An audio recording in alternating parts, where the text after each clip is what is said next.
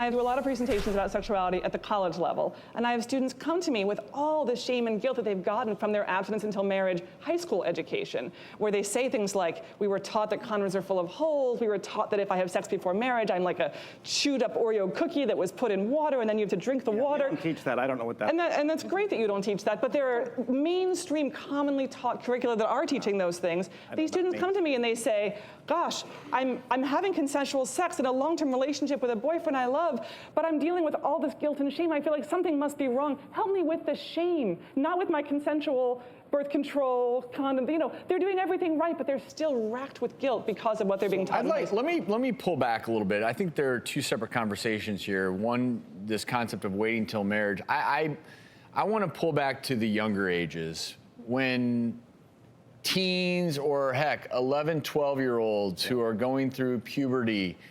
Those are the ones I worry about. Those kids truly do not understand sexual health. They don't, in many cases, even understand sex, what it means. Let's talk about the younger kids for a minute, because I feel like your fear was that Scott's program's teaching shame. Scott, your fear is that the other program's teaching, hey, have sex. You got to have sex, otherwise you're not cool.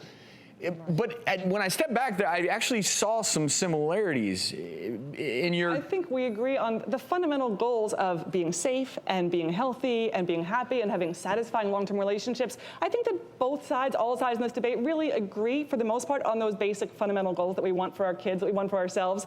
And the question is a question of strategy and what is age appropriate. When you're talking to 12 and 13-year-olds, you're going to give different information than when you're talking to 16 and 17-year-olds, absolutely.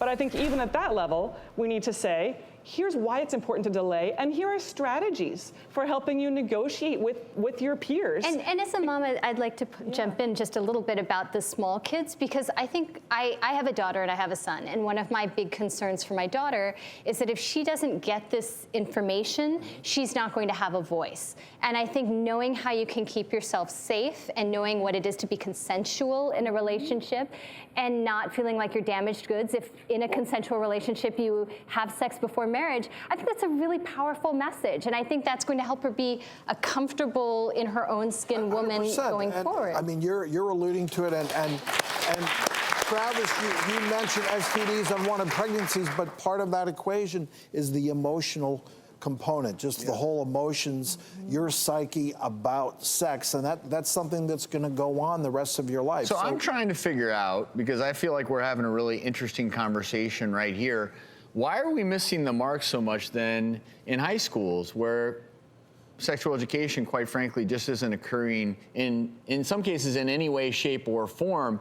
And I'm curious, the two of you coming at it from different perspectives, how do schools, how are they even determining, okay, which voice is going to be heard? Yeah, I mean, it comes from school districts, it comes by state, it's federal. There's a whole patchwork of sort of what affects. And it's so there's no how consistency at all? There's no consistency at all. Well, and I would say the media, in terms of even the news media, is very supportive of comprehensive sex education. If you read almost any article in any newspaper about sex education, it will be pro-comprehensive sex ed. Research supports you won't find strong views in terms of the support for abstinence education. We think that's really important for schools to understand what the message is and why the message is important. Kids respond extremely well. I had a girl, for example, write on an evaluation note after our program. She said this is amazing. She said, I think saving sex for marriage is a great idea. I never thought of that before. That's what I want to do. And I think here's a generation of kids growing up, unlike my generation, who have never even thought of the idea of resisting sexual pressure. They're not having sex because they've rejected the abstinence argument. They're having sex because they've never heard the abstinence argument. Our kids are growing up in a Miley Cyrus culture in which they're swept away into a sea of sexual culture, and they don't know any better.